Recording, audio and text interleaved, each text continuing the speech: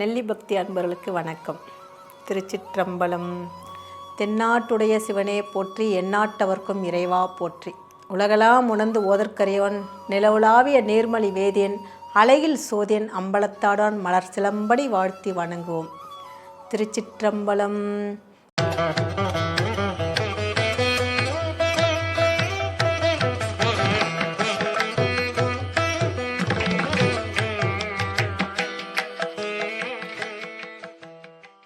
போன எபிசோடில் எரிபத்த நாயனாரோட வரலாறு பார்த்தோம். இந்த எபிசோடில் ஏனாதி நாயனார், சுந்தரமூர்த்தி நாயனாரால் பாடப்பெற்ற ஏனாதி நாதன் தன் அடியார்க்கும் அடியேன், ஏனாதி நாயனாரோட வரலாறு தான் இன்றைய காணொளியில் நாம் பார்க்க போகிறோம்.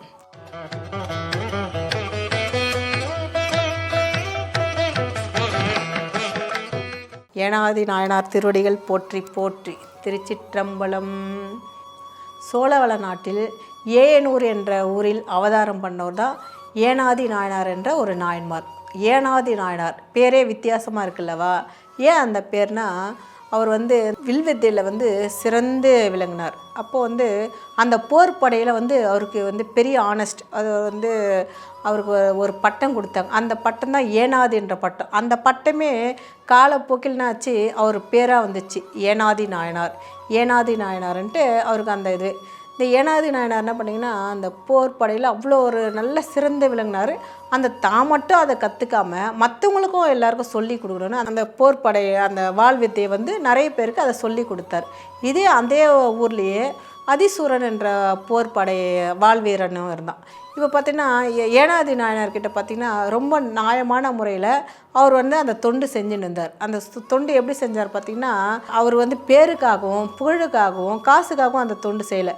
வர வருமானத்தில் 3ல் 1 பங்கு ஏழைங்களுக்கு இல்லாதவங்களுக்கு அப்படியே அதை அர்ப்பணிச்சுட்டு அதில் வர சிறு வருமானத்தை தனக்கு எடுத்துக்கினார். இதே அதிசூரன் பார்த்திங்கன்னா அதை ஒரு வருமானமாக சம்பாதிக்க ஆரம்பித்தான். இதனால் என்ன எல்லாரும் இவர் ஏனாதி நாயனார் அந்த போர் வித்தை ரொம்ப நல்லா சொல்லித்தர எல்லா இளைஞர்களும் மக்கள் கூட்டமும் ஏனாதி நாயர்கிட்டே நிறைய போக ஆரம்பிச்சிட்டாங்க. உடனே இது அதிசூரனுக்கு இது பிடிக்கல. உடனே ரொம்ப, ஏன்னா இவன் காசுக்காக தான் அதிசூரன் அந்த படையை கற்றுக் கொடுக்கணுன்னு ஆசைப்பட்டான். அதனால் அவர் மேலே ரொம்ப கோவம் ஒரு நாள் நம்ம 2 பேரும் வால் படை வச்சுருக்கோம், நாம் 2 பேரும் நீயும் படை வீரன், நானும் படை வீரன், நாம் 2 பேரும் சண்டை போடலாம், இதெல்லாம் யார் ஜெயிக்கிறாங்களோ அவங்க தான் தலைவன் வெற்றி அப்படின்னு சொல்லலாம். உடனே எரிபத்த ஏனாதி நாயர்கிட்ட இருந்த படை வீரர்களும் நிறைய பேர் சூழ்ந்துடுறாங்க. இந்த அதிசூரன் வந்த உடனே பார்த்தோன்னா இந்த படைங்களை பார்த்தோன்னே அதிசூரனுக்கு இவனுக்கிட்ட பார்த்தோன்னா கம்மியாக தான் இருக்கும் படை வீரர்களாம். 2 பேருக்கும் சண்டை வருது. ஏராளமான பேர் ரத்த குவியல் எல்லாம் தோற்று போயிடுறாங்க. அதிசூரனை தோற்று தலை கவிழ்ந்து திரும்பி போயிடுறான். அவனுக்கு அந்த அசிங்கம் ஒரு ஜீர்ணிக்க முடியல. உடனே என்ன பண்ணுறான், இந்த ஏனாதி நாயனாரை எப்படியாவது வீழ்த்தணும், என்ன பண்ணலாம் எதில் அப்படின்ட்டு அப்படியே யோசிச்சுட்டே இருக்கும்போது ஒரு நாள் என்ன பண்ணுறான், தனியாகவே ஏனாதி நாயனாரை பார்க்க போகிறான்.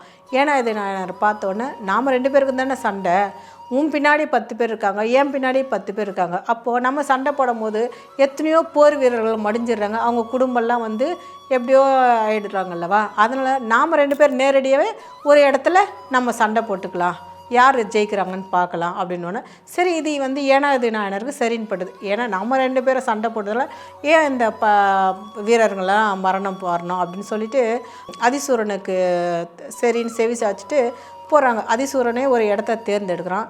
2 பேரும் அதிசூரனுக்கும் ஏனாதி நாயனுக்கும் வாள் சண்டை வருது. நல்ல 2 பேரும் வாள் சண்டை போட்டுக்கிறாங்க. அப்படி இருக்கும்போது ஒரு கட்டத்தில் பார்த்தோன்னா முடியல, ஏனாதி நாயனாரை எதிர்த்து அதிசூரனால் போராட முடியல. ஏன்னா அவர் அதிலே படை வீரர், அதிலே அவர் நல்ல ஆனஸ்ட் பட்டம் பெற்றவராச்சு.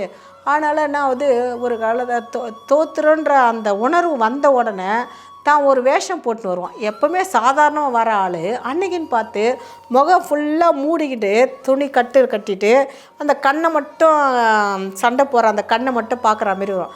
அப்போது நம்ம தோக்குறன்னு என்ன பண்ணுறோம், அந்த தலையில் கட்டியிருந்த அந்த துணியை அவுத்து உடனே பார்த்தீங்கன்னா நெத்தியில் திருநீரும் கழுத்தில் ருத்ராட்சம் பார்த்தோன்னே ஏனாதி நாயனருக்கு அப்படியே கிடுகிடுத்து போச்சு. அடடா, இவ்வளோ நேரம் நமக்கு நம்ம ஒரு சிவனடியாரையா நம்ம சண்டை போட்டோம், சிவனடியார் கூடவா நம்ம இவ்வளோ நேரம் நம்ம யுத்தம் பண்ணணும், அவருக்கு ஒரு மாதிரி ஆகிடுது. உடனே வாளை கீழே போட்டுறாரு. உடனே இதுதான் சமயம்னு பார்த்த உடனே அதிசூரன் என்ன பண்ணுறான், அந்த வாளாலே குத்த வரான். உடனே அப்போ கூட பாருங்கள், அந்த சமயத்தில் கூட பார்த்திங்கன்னா நாயனார் திருநீறு பூசவன் மேலே பழி வரக்கூடாதுன்னு தாமே தோற்று போடுற மாதிரி அந்த வாளுக்கு இரையாக வர மாதிரி தன் உயிரை மாச்சிக்கிறாரு. இதை பார்க்குறாரு எம்பெருமான் காட்சி கொடுத்து, ஏனாதி நாயனாரே உன்னோட சிவபக்தியை நான் ரொம்ப மெச்சினேன். ஏன்னா உன்னை கொல்ல வந்தவன் அந்த திருநீர் வேடம் தரித்து வந்ததால் அவனுக்கு நீ அந்த சிவ வேடம் தவிர்த்தவனுக்கு என் போல நீ பாவிச்சிய நீ. இறைவன் ஏனாதி நாயனுக்கு காட்சி கொடுத்து தன்னோடவே அவருக்கு முக்தியும் கொடுத்து தன்னோட கையிலேக்கு கூட்டிகிட்டு போகிறார். சிவா திருச்சிற்றம்பலம்.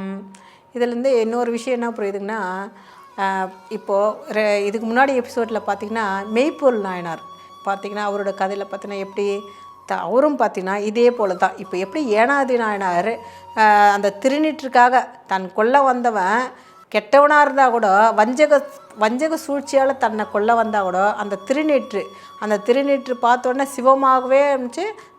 இந்த 2 பேருமே ஏனாதி நாயனாரும் சரி மெய்ப்பொருள் நாயனாரும் சரி திருநீற்றுக்காக தன் உயிரையே தியாகம் பண்ண நாயன்மார்கள். இதுலேருந்து என்ன புரியுது, திருநீற்றோட மகிமையை பார்த்திங்களா, தனக்கு கொல்ல வந்த எதிரியை கூட அந்த திருநீற்றுக்காக உயிர் தியாகம் பண்ணாங்க. ஏனாதி நாயனார் திருவடிகள் போற்றி போற்றி. இவரோட குரு பூஜை எப்போன்னு பார்த்திங்கன்னா புரட்டாசி மாதம் உத்திராட நட்சத்திரம். ஏனாதி நாயனார் திருவடிகளை போற்றி போற்றி. சிவா திருச்சிற்றம்பலம். அடியார்க்கும் அடியேன். சிவா.